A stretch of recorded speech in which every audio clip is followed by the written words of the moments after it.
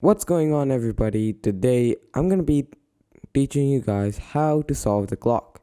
This is a very easy puzzle to solve, and you can at least get sub 30 with this method.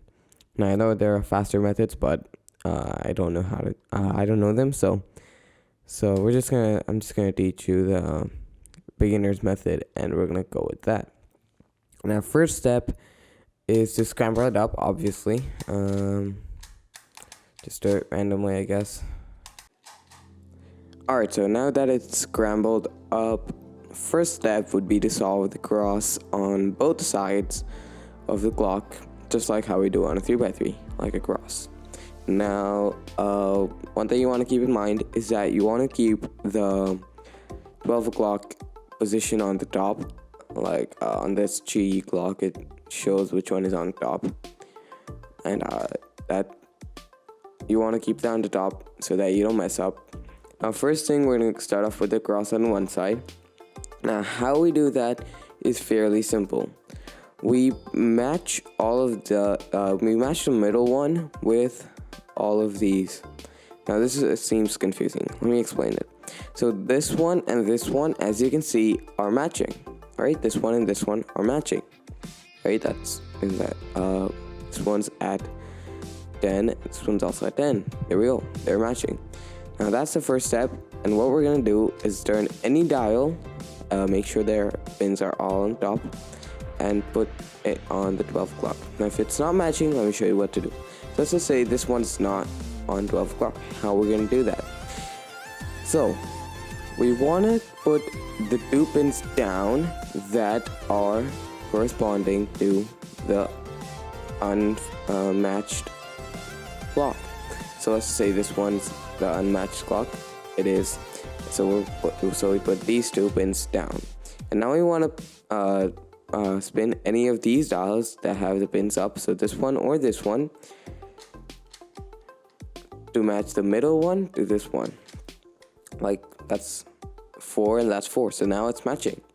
Now we're gonna put all of the pins up, and we're gonna turn any of the dial to bring the clocks on the top. So we got 3 up.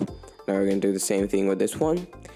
Again, we're going to put the 2 pins down corresponding to the clock that's unmatched, and then we're going to turn any dial that is near the 2 pins that are up. So this one, let's just say, or this one, let's just do this one, and match it with this one. So that's on 4. There we go. And then we put all of the pins up, and then we put all of the clocks to the 12 o'clock position. Now the last step would be to do this this clock, and again we're going to put the pins down that are corresponding to the unmatched clock, then turn any of these 2 dials, match it, and then put all the pins up, and then put all of it on the 12 o'clock position. Now this is the cross for one side. We don't care about the corners right now. All we care about is the cross, and we're gonna move on to the other side and put all the pins up. That's the first step. Just put all the pins up. Now what we want to do, now make sure one thing is that if a pin's down, don't turn that dial at all costs. If this pin is down, don't turn this dial or this dial, because these two are down. Otherwise, the cross on this side will get messed up, and we don't want that. So we're going to do the cross on this side as well now. And that same step, we're going to match this one with this one. So we're going to put these 2 pins down that are corresponding to the unmatched side. And then we're going to turn any of these 2 dials. Since they're up, we can turn these dials. That will not mess up the cross at all. So then we match this one with this one. There we go. We put all the pins up, and we bring it to the 12 o'clock position. We're going to match this one now, so we're going to put these 2 pins down. Now we don't want to turn these 2. We want to turn this one or this one, because these are on the top. So then we match this one with this one, like that. And then we put all the pins up, and we put all of it on the top, on the 12 o'clock position. Now same thing with this one, put this one down, turn these, match this, put all the pins up, and match it. And the same thing with the bottom one, and then we put this on the top as well. Now what we're gonna do is, since we finished the cross on this side and this side, we move on to the corners now. And the corners are pretty easy in my, experience. So we're gonna just take one side, let's just say this side, and we're gonna put all the pins up, right? Now, same concept we did with these faces as well, we're going to do with this corner as well. So we're going to match all of the cross pieces to match this corner. Now, how we're going to do that, we're going to put the pin down to where the corner is mismatched. So let's just say we want to match this one.